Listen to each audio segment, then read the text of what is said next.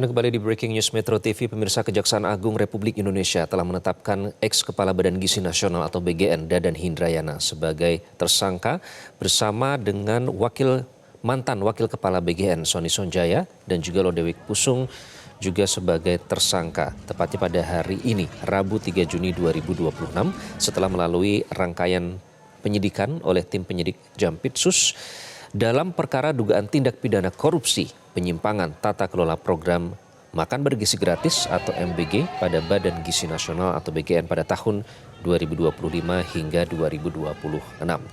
Ini dinyatakan dalam kesempatan konferensi pers di Kejaksaan Agung yang baru saja kita simak bersama. Dan sementara itu tadi juga sudah dinyatakan bahwa penetapan tersangka ini telah dilakukan setelah pemeriksaan 3 tersangka tersebut, yakni mantan Kepala BGN Dadan Hindrayana, kemudian Wakil Kepala BGN bidang operasional, tadi disebutkan dengan menggunakan inisial SS, dan juga Wakil Kepala BGN bidang pengembangan organisasi atau LP. Dan penetapan tersangka ini dilakukan berdasarkan 2 alat bukti yang berhasil dihimpun oleh Kejagung. Dan tadi kita lihat, pemirsa, ini pada saat ketiga tersangka, mantan Kepala BGN Dadan Hindrayana telah mengenakan rompi berwarna pink sebagai tanda ia telah menjadi tersangka dan ditahan di rutan dalam jangka waktu 20 hari ke depan bersama 2 tersangka lain, yakni Sony dan juga Lodewijk yang juga sudah mengenakan rompi pink sebagai tanda tahanan Kejaksaan Agung. Ketiganya kemudian dibawa dengan mobil tahanan menuju rumah tahanan untuk ditahan dalam rangka penyidikan. Dan tadi juga sempat dinyatakan dalam konferensi pers sebelum penetapan tersangka ini, Kejagung telah melaksanakan penggeledahan baik itu di kantor MBG maupun di rumah-rumah para tersangka. Dan hingga konferensi pers tadi dinyatakan juga masih ada penggeledahan yang dilakukan. Terkait dengan materi perkara dugaan korupsi ini memang nanti masih akan didalami terus oleh Kejaksaan Agung, namun sempat dinyatakan sedikit tadi pada saat konferensi pers oleh Dirdik Jampitsus Kejagung, Syarif Sulaiman, bahwa ada yayasan yang terafiliasi ini dalam arti secara melawan hukum ataupun ada konflik kepentingan. Dan dalam rangka penyidikan nanti tim Kejagung masih akan mengumpulkan bukti-bukti baru sehingga nanti akan dikembangkan lagi. Nah, pada saat ditanyakan ada berapa yayasan yang terlibat dalam perkara dugaan korupsi ini, tadi disebut ada banyak yayasan dan sampai saat ini masih dalam proses inventarisir yayasan mana saja yang terlibat dalam dugaan korupsi kali ini. Nah, ini juga tadi dinyatakan ada laporan masyarakat yang masuk, termasuk terkait dengan dapur-dapur yang tidak sesuai dan juga pengadaan barang dan jasa yang tidak sesuai dengan kondisi real di lapangan. Nah, kita akan membahasnya bersama Kepala Divisi Advokasi ICW, Egy Primayoga. Mas Egy, selamat malam Mas Egy. Apa kabar? Malam Mas Iqbal. Mas Egy, ini kan setelah melalui serangkaian, kalau Anda melihat timeline-nya, sejak pencopotan Dadan Hindrayana sebagai Kepala BGN, kemudian digantikan. Nah, sekarang ditetapkan sebagai tersangka setelah sebelumnya ada penggeledahan. Apa makna di balik timeline yang kita simak ini, Mas Egy? Ya, yang pasti harus kita garis bawahi bahwa penangkapan Kepala BGN dengan wakil-wakilnya ini menunjukkan bahwa sebetulnya MBG sudah ada masalah dari jauh-jauh hari, tapi akhirnya bisa kita buktikan dengan adanya dugaan tindak pidana korupsi yang saat ini terjadi. Jadi sebetulnya ini bukan hal yang mengagetkan. Yang kedua, bagi kami yang perlu disampaikan juga adalah bahwa apa yang disampaikan oleh Kejaksaan mengenai konflik kepentingan dan juga pengadaan itu adalah juga hal yang pernah kami sampaikan pada publik, bahwa dalam pengelolaan program MBG ini ada banyak masalah dalam hal potensi konflik kepentingan dan juga pengadaan barang dan jasanya. Kami misalnya menemukan dari hasil penelusuran terhadap 102 yayasan di seluruh Indonesia yang menjalankan dapur-dapur MBG, ada koneksi atau afiliasi dengan aktor-aktor tertentu seperti misalnya aktor politik gitu ya, atau juga bahkan aktor yang ada di dalam internal BGN itu sendiri, yang bagi kami itu adalah sebuah masalah besar gitu ya, karena ada potensi konflik kepentingan di situ. Dan yang lain juga mengenai pengadaan barang dan jasa, kami juga pernah menyampaikan masalah-masalah tersebut gitu ya, bagaimana barang-barang yang tidak diperlukan justru dibelanjakan oleh BGN gitu ya, sehingga ini bisa berpotensi menjadi pemborosan bagi anggaran publik. Oke, Mas Egy, apa saja temuan ICW Mas, terutama terkait dengan pengadaan barang dan jasa tadi? Setidaknya apa yang sudah berhasil ditemukan oleh teman-teman ICW soal ini? Ya, ini kan sebetulnya suatu hal yang bisa diperiksa oleh publik ya secara langsung dan terbuka gitu ya mengenai pengadaan barang dan jasa. Tapi paling tidak yang kami temukan misalnya bagaimana seragam-seragam untuk untuk sarjana penggerak perubahan Indonesia atau SPPI itu juga dialokasikan, sehingga kami perlu mempertanyakan apakah ada urgensi untuk mengadakan anggaran tersebut begitu ya, termasuk temuan-temuan lain misalnya mengenai alat makan ompreng yang juga sebetulnya harusnya sudah disediakan oleh si dapur-dapur itu sendiri gitu ya, dapur-dapur yang mengelola dapur di daerahnya masing-masing, tapi tetap ada pengadaannya, dan masih banyak lagi sebetulnya. Dan sekali lagi perlu digarisbawahi, ini adalah bentuk pemborosan anggaran publik karena bukan apa-apa, ini kan anggarannya ada sekian ratus triliun rupiah, terbesar sepanjang sejarah. Satu program, satu kebijakan dialokasikan, digelontorkan anggaran dengan jumlah yang sangat besar, sehingga tentu ini perlu jadi perhatian kita kalau ada penggunaan anggaran yang berpotensi bermasalah. Oke, Mas Egy, tadi seperti Anda sebutkan anggarannya sangat besar ya, 2025 itu tadi disebutkan 85,27 triliun rupiah dan 2026 naik menjadi 268 triliun dan semua bersumber dari APBN. Oleh karena itu banyak publik yang menyoroti dan tertarik dengan pelaksanaan dan tata kelola MBG. Sebenarnya tadi juga disebutkan oleh Kejagung, ada laporan dari masyarakat, dapur-dapur yang tidak sesuai. Hal ini kan jamak kita lihat ya Mas ya di sosial media. Banyak masyarakat yang melaporkan langsung pelaksanaannya di lapangan.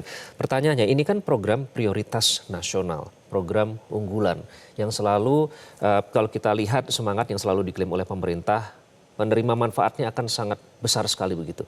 Nah menurut Anda hingga jangka waktu ini kan sudah lebih dari 1 tahun program ini berjalan. Kenapa Anda melihat momentumnya sekarang, Mas Egy? Apakah memang butuh waktu untuk mengumpulkan bukti-bukti terlebih dahulu sebelum akhirnya menetapkan ketiga orang ini menjadi tersangka? Ya, memang sekali lagi ini tidak mengagetkan ya bahwa ada permasalahan ini, tapi tentunya juga sekarang momen ini harus digunakan untuk membongkar masalah yang lebih luas di dalam kebijakan MBG itu sendiri. Bisa kita lihat dari berbagai aspek, dari aspek anggarannya, aspek pengadaannya, dan lain sebagainya. Karena kalau kita lihat dari aspek anggaran misalnya, kita sampai hari ini nggak bisa melihat DIPA anggaran BGN gitu ya, publik nggak bisa mengakses, sehingga dialokasikan kemana anggaran MBG yang naik hingga berkali-kali lipat di tahun 2026 itu tidak bisa dilihat lebih jauh begitu ya.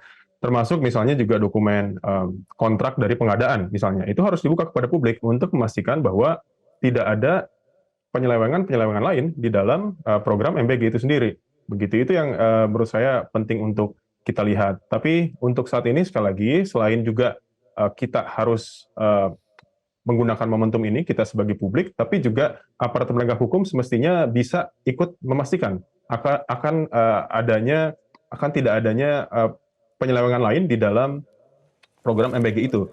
Karena saya menduga di tengah anggaran yang besar digelontorkan, agak mustahil gitu ya kalau kita lihat hanya satu kasus yang terjadi gitu ya. Bisa jadi ada penyimpangan-penyimpangan lain di luar apa yang ditangani oleh kejaksaan hari ini. Jadi aparat penegak hukum siapapun itu, baik itu kepolisian, kejaksaan ataupun juga KPK, harusnya ikut memastikan akan hal tersebut, dan mereka dalam hal menjalani tugasnya harus menjalani tugasnya secara profesional, independen, dan juga bebas dari intervensi. Oke. Nah, kemudian tadi yang disebutkan barang-barang seperti yang disebut ada penggelembungan harga dan juga markup ya Mas Egy ya. Jumlahnya cukup detail, tadi ada 21.800 motor listrik, 32.000 pasang sepatu, 31.000 tablet hingga 5.400 TV yang anggarannya sangat besar sekali dan sama sekali tidak mendukung operasional dari MBG itu sendiri. Nah, pengadaan itu kan artinya sebenarnya butuh perencanaan anggaran, kemudian sampai dapat approval, disetujui, itu kan tidak sebentar, Mas. Anda melihat bagaimana ini sampai akhirnya lolos items-items ini, Mas? Ya, pemborosan anggaran ya, lebih tepatnya. Memang dalam program ini sendiri tidak hanya soal pengadaan, tapi perencanaannya sendiri sudah bermasalah. Kalau kita flashback ke bulan Januari 2025, ketika program ini pertama kali dilaksanakan, kita tidak menemukan misalnya aturan yang memayungi tata kelola dari MBG, gitu ya. Baru kemudian mungkin sekitar 10 bulan, Oktober atau November 2025, aturan itu muncul.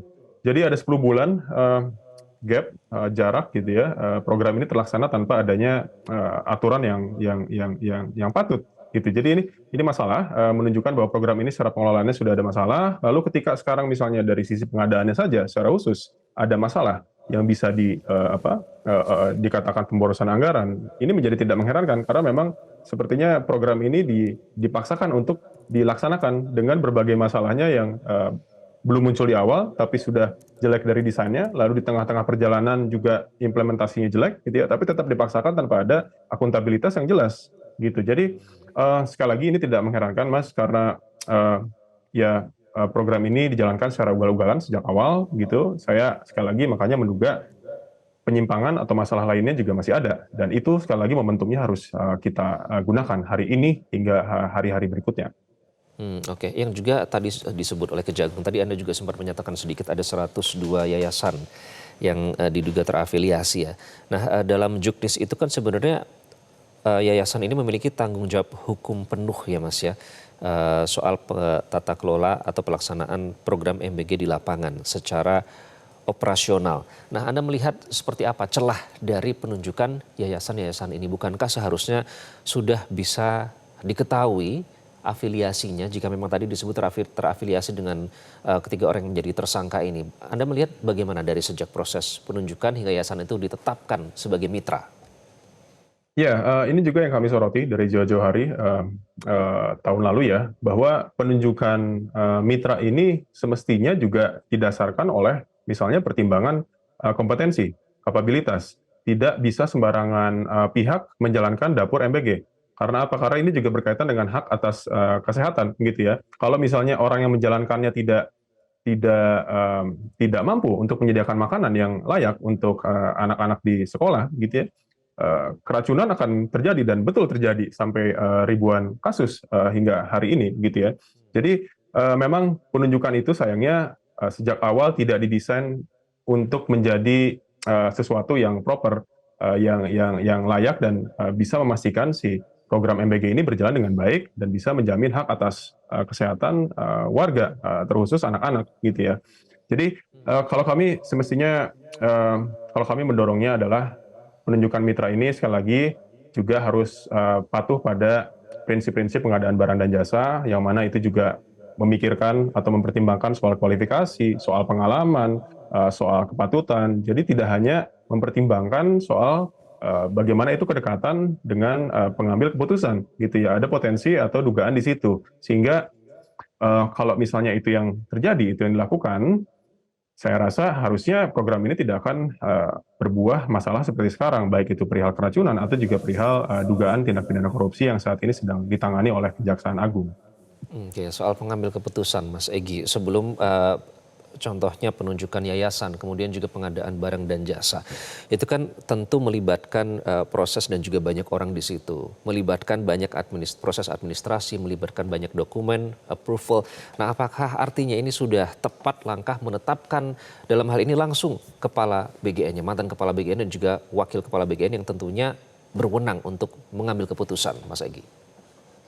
Ya, tentu kita harus mendengar terlebih dahulu ya dari kejaksaan seperti apa detail kasusnya, tapi saya rasa kejaksaan semestinya sudah punya bukti yang cukup bahwa kepala BGN ataupun wakil kepala BGN yang diduga ikut terlibat dalam kasus korupsi yang sedang ditangani, itu punya hubungannya dengan pengambilan keputusan yang mungkin bermasalah, begitu. Jadi itu perlu kita lihat lagi. Hanya sekali lagi, bagi saya mencopot kepala BGN itu tidak cukup, gitu ya, karena perlu ada perbaikan dari dua sisi.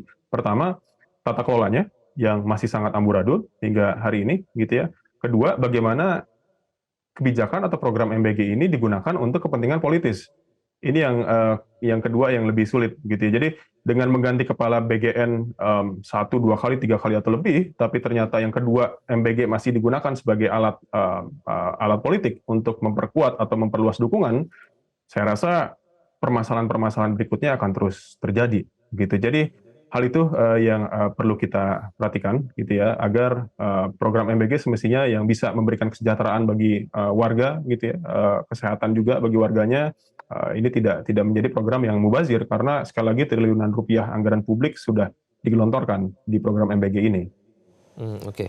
Mas Egy dan teman-teman ya dari ICW tentu turun langsung berinteraksi, juga mengumpulkan data, menghimpun informasi terkait dengan akuntabilitas dari yayasan ini. Tadi tujuannya memang untuk kesejahteraan bagi warga, terutama bagi penerima MBG ya, dalam hal ini terutama anak sekolah. Ini kan sebenarnya tujuan atau misi yang diemban oleh mitra ini kan misi yang mulia, Mas. Tapi ternyata malah dijadikan alat politik. Lebih parah lagi malah disalahgunakan dengan afiliasi untuk mengambil keuntungan tertentu.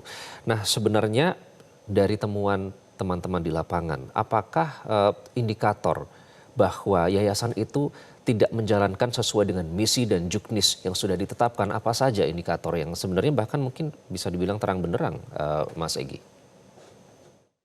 Ya betul ya, bahwa sebetulnya program ini kan bertujuan untuk pembangunan manusia. Mestinya idealnya demikian. Tapi jika niat mulia ini dicoreng oleh adanya praktik korupsi, maka pembangunan manusianya tujuannya tidak akan terwujud gitu.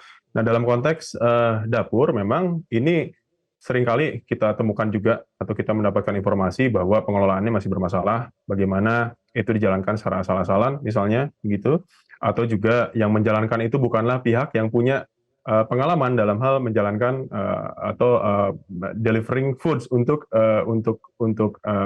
anak-anak gitu ya. Jadi apa yang disiapkan itu tidaklah sesuai dengan harapan. Ada cerita misalnya anak-anak hanya diberikan makanan yang tidak layak misalnya bagi mereka gitu ya, atau juga mereka tidak mempertimbangkan bagaimana anak-anak ini juga apakah punya alergi ataukah sensitif terhadap makanan tertentu, itu tidak dipertimbangkan. Yang mana saya di sini sekali lagi mau menggarisbawahi bahwa dari aspek tata kelola keseriusan itu tidak keseriusan membenahinya tidak pernah ada atau muncul dari BGN selama 1,5 tahun ke belakang begitu. Jadi itu juga harus kita lihat, karena kalau tidak masalah-masalah lain akan bermunculan gitu ya. Tidak hanya soal keracunan yang sayangnya juga sampai sekarang belum berhenti masalahnya gitu ya. Padahal sudah ada belasan ribu orang yang menjadi korban gitu, dan itu tidak hanya soal angka gitu ya. Satu orang keracunan saja dari program ini itu juga sudah menjadi masalah gitu ya. Jadi logik kita tidak boleh koruptif untuk melihat hanya sebatas angka, hanya 1 orang 2 orang yang keracunan, enggak seperti itu. 1 orang juga adalah manusia, dan itu adalah harus diperhatikan secara serius gitu ya. Jadi ya memang harus ada perbaikan di banyak sisi gitu ya, sehingga kalau tidak sekali lagi masalah ini akan terus bermunculan. Baik, kita nantikan semoga ini bisa menjadi momentum untuk perbaikan program prioritas nasional yang sesungguhnya dimanfaatkan sebesar-besarnya kesejahteraan bagi warga.